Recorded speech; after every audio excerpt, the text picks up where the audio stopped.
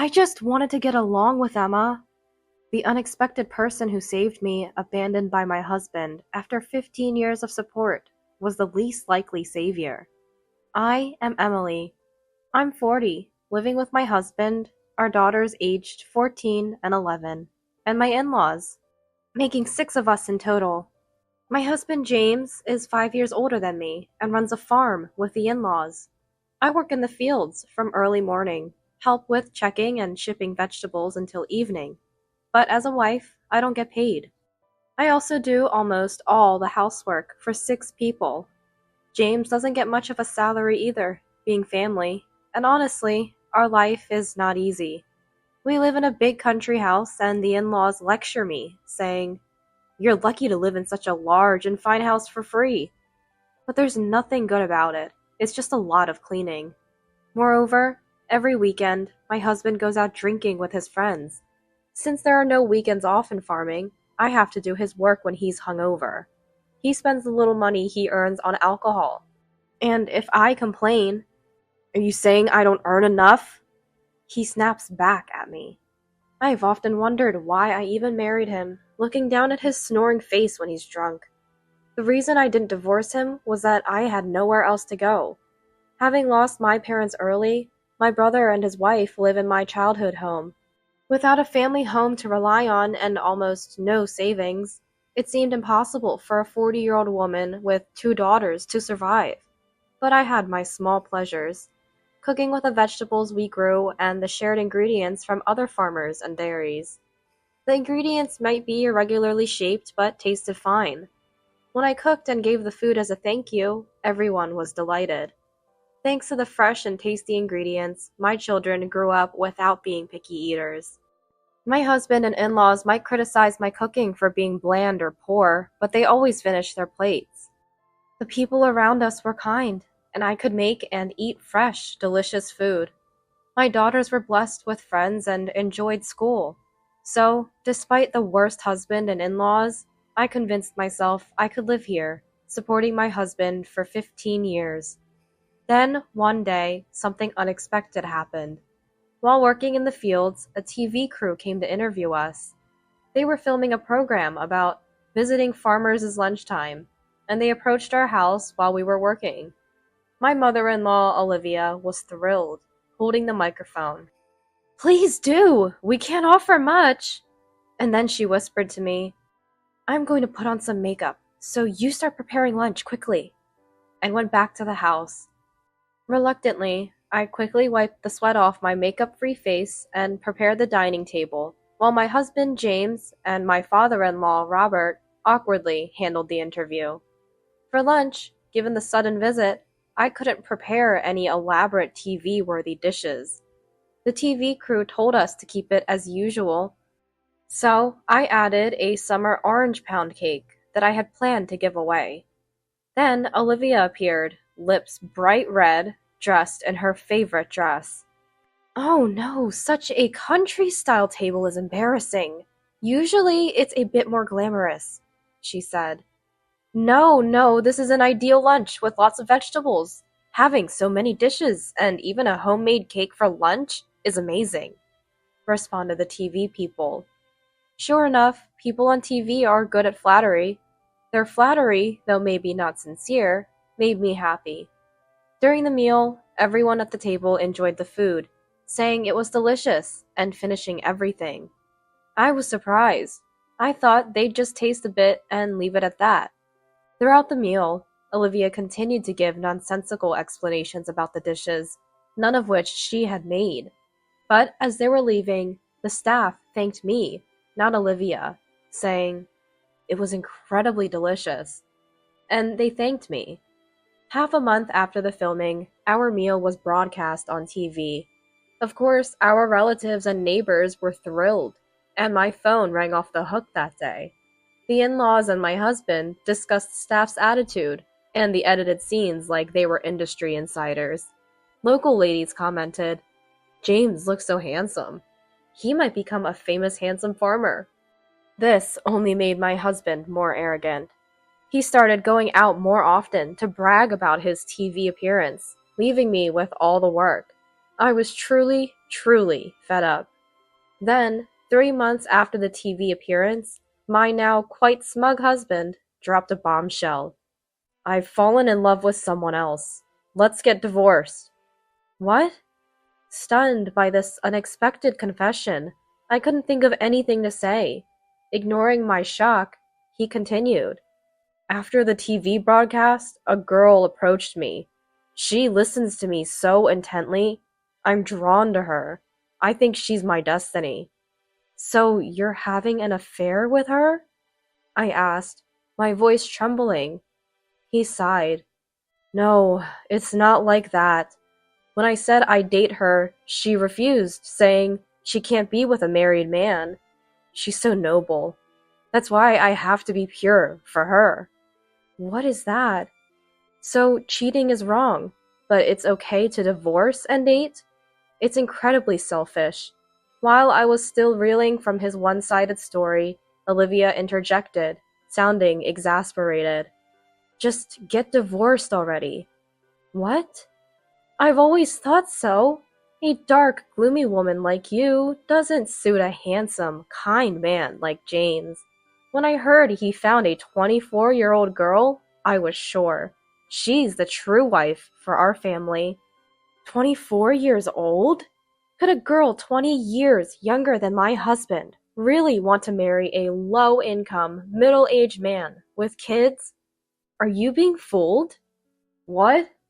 My unexpected remark made Olivia widen her eyes in disbelief. Jealousy because you're being dumped is so ugly. I didn't mean it like that. You're a defective product who can't even bear a son. The new wife, you see, is attracted to James's kind heart and will come to our home. And of course, a younger, more obedient wife who can still bear children is better than an older, barren one. Right, Robert? Yeah, that's right. Robert, usually so unnoticeable, nodded with a pleased smile, seemingly happy about the prospect of a younger wife. Shocked by their words, my husband gleefully added, Yeah, you can take the kids too.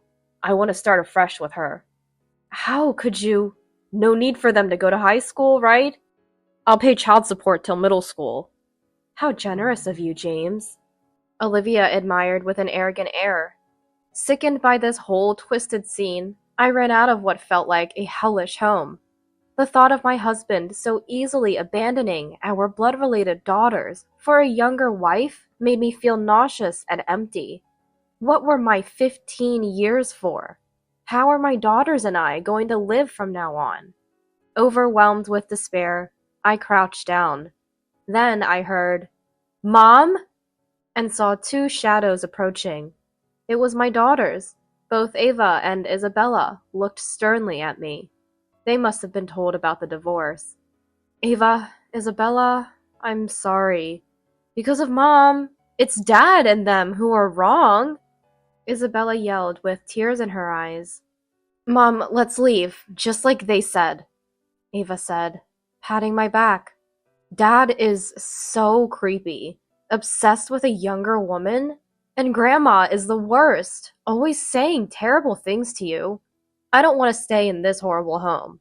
It's sad to leave our friends in school, but we can always message them. It'll be tough without much money, but Isabella and I will help with cooking, laundry, and other chores. Yeah, 3 girls together can make it work. Ava, Isabella. Tears welled up in my eyes from the encouragement of my daughters. I have to be strong for my gently raised daughters. How can I, their mother, be downhearted? I must become stronger and make sure we find happiness together. I slapped my cheeks and held back my tears. I decided to divorce and immediately contacted my brother and his wife. Hearing my story, they were even angrier than me and told me to come back home. My sister-in-law, in tears, scolded me for not consulting her earlier. I had been hesitant to trouble her since she's not a blood relative, but I regretted causing her worry and felt grateful for her kindness. The next morning, while packing with the kids, I noticed a commotion in the yard. Peeking out the window, I saw a young woman arguing with James and Olivia. Could that be the future wife? As I watched, she noticed me and came towards me with a fierce look. Is it true you're divorcing James? Yes, yes. Her intense gaze made me hesitate. At my affirmation, she clutched her head and screamed. I don't know what he told you, but I don't like him at all. What? I don't like that delusional jerk, one bit. Really? What's going on? I was baffled by the sudden outburst of the woman I thought was the affair partner. Her anguished cries drew my stunned husband James and Olivia rushing over. Wait, Sophia, you watched TV and wanted to meet me, right? You said I was handsome. I never said you were handsome. I wanted to meet your wife, not some old man. I told you so many times. Me? I was taken aback by her unexpected revelation. Actually, I also help out on my family's farm. Seeing how you prepared all those vegetables so diversely, I really thought it was amazing. I genuinely respected Emily. That was all my doing! Olivia blurted out shamelessly. Sophia glared at her. A grandma in heavy makeup, sitting at the dinner table after farm work, couldn't possibly prepare such extravagant dishes. Heavy makeup? Grandma! I couldn't help but burst out laughing at Sophia's brutally honest words, earning a furious glare from Olivia. I was just having drinks with friends at a tavern when I saw James nearby, so I thought I'd try talking to him, hoping to meet Emily. But then he suddenly said, If you like me that much, I could date you.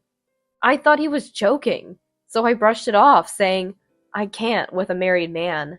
Then he forcefully exchanged contacts, and yesterday he suddenly messaged me saying he'd divorced. So that's what happened. It turns out she was a victim just like me. My husband, who got carried away thinking he was a handsome farmer after appearing on TV, approached a young woman who misunderstood his intentions. How embarrassing. Utterly embarrassing. What? But I thought...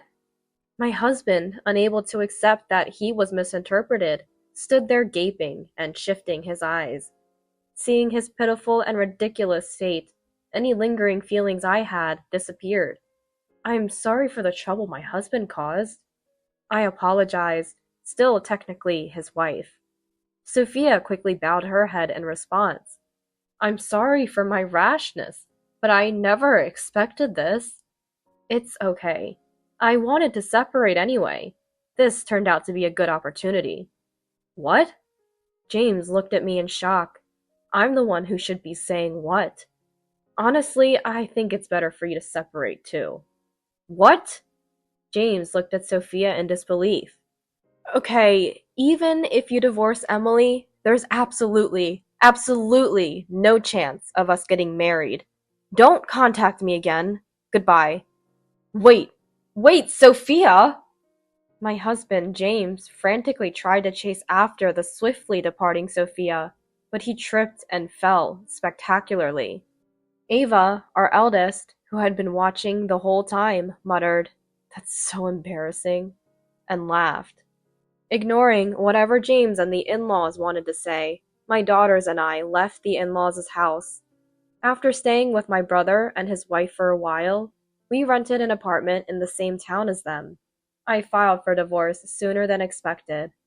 The lawyer they recommended was excellent, securing not only my daughter's college fees, but also a substantial alimony due to James's abusive behavior.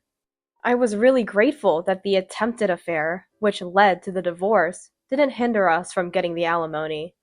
Naturally, James and the in-laws, who had lost Sophia, grumbled about the divorce, but the lawyer's firm stance, "We'll see you in court," made them relent and reluctantly sign the papers. Olivia's last words were, James will find a much better wife than a barren one, or that ridiculous young girl. And then my husband said, You'll regret this, as he left with those parting words. Thus, I escaped the hellish in-laws' house and started a new life with my daughters. 5 years later, Oh, is this celery salad a new creation? It looks delicious. Yes, it's our top pick for this summer. I run a deli and sandwich shop in a small country town. After the divorce, I worked for a farmer whose owner admired my cooking skills and encouraged me to open the shop. My vegetable-based dishes are popular among the elderly and picky children, and the media attention has increased recently. Every day feels rewarding, especially when customers come all the way from the city just to eat my sandwiches. My daughters, now in college and high school, help out in the shop on weekends. One day, as I was busy with this fulfilling life, James and my former mother-in-law suddenly appeared at my shop. I was not surprised, anticipating their visit since my media exposure had increased. Emily, you seem to be doing well. James, my ex-husband said in worn clothes, smiling familiarly. I saw you on TV. Proud to have a famous ex-daughter-in-law. Olivia, still in the same red lipstick and dress from 5 years ago, nodded in satisfaction. What nonsensical things are they talking about in the middle of a weekday? You're not my husband anymore. If you're not buying anything, please leave, I said. Don't rush. We've come to take you back, James retorted. What? You've done well alone, but you look so tired on TV. I know you want me to rescue you, he assumed. If you love cooking, you can open a cafe in our old house, but you must work in the fields.